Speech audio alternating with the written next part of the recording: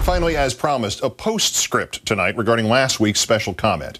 You may remember Mr. Bush had used a cumbersome phrase to describe insurgents in Iraq, cold-blooded killers who will kill people to achieve their political objectives.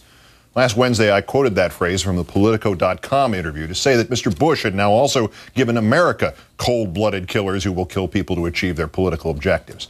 I identified them as Mr. Bush's personnel.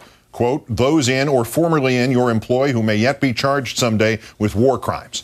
I also described the chaos of post-invasion Iraq with an American viceroy enforced by merciless mercenaries who shoot unarmed Iraqis and then evade prosecution in any country by hiding behind Mr. Bush's skirts. No writer nor broadcaster is ever as precise and clear as he thinks he is. Television goes by quickly, and the viewer is not provided a copy of the script. So it is possible that reasonable viewers might have been confused by exactly to whom I referred, especially considering that I edited the original line, which was, Mr. Bush, at long last, has it not dawned on you that the America you have now created includes cold-blooded killers who will kill people to achieve their political objectives? They are called your cabinet and your Pentagon.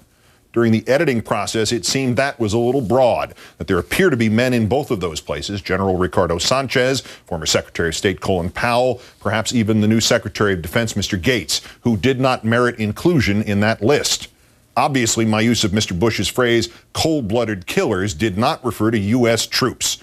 I have never had anything but the highest respect for them and their sacrifice. This newscast constantly advocates their causes, their needs, our collective debt to them. And we constantly call out the administration on its failures to honor them, to protect them, to stop the Pentagon from sticking a Band-Aid on those whose hearts and minds are broken and send them back for another tour. The U.S. troops in Iraq, even those few who have done bad things there, are still victims in this equation, and most are the proverbial innocent bystanders. My use of Mr. Bush's phrase, cold-blooded killers, referred not to them, but rather to those former and current members of Mr. Bush's administration and Pentagon who so irresponsibly unleashed the hounds of war and may indeed someday face war crimes trials. And that phrase, merciless mercenaries, seemed to be self-explanatory. Neither are these U.S. troops, not when there are, literally, mercenaries in Mr. Bush's employ, principally from Blackwater, USA, who literally shot unarmed Iraqis, most infamously in a massacre in Baghdad last September. But strangely, when the terms cold-blooded killers and mercenaries were used in a public forum, my critics in the lunatic fringe, rather than even considering that the criticism even might be directed at the Pentagon or the administration or Blackwater, USA, immediately decided that these were descriptions of our American heroes fighting in Iraq. It is perhaps instructive, I think, that to the right-wing commentators and the right-wing blogs, those terms should first evoke not the warmongers of the Pentagon nor the gunmen from Blackwater, but U.S. troops. I cannot imagine that kind of evil knee-jerk reflex. I feel very sorry for those who have shown it.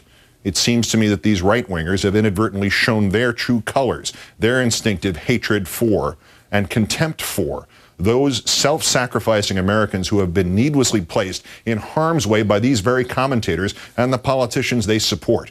They hear criticism of our nation's collective conduct in Iraq, and they immediately assume it's the fault of the soldiers. In the wake of an insult that exists only in their minds and never in my words nor in my heart, there remains, I think, only one question to ask. Laura Ingraham and Mark Levin, why do you hate our troops? Good night and good luck.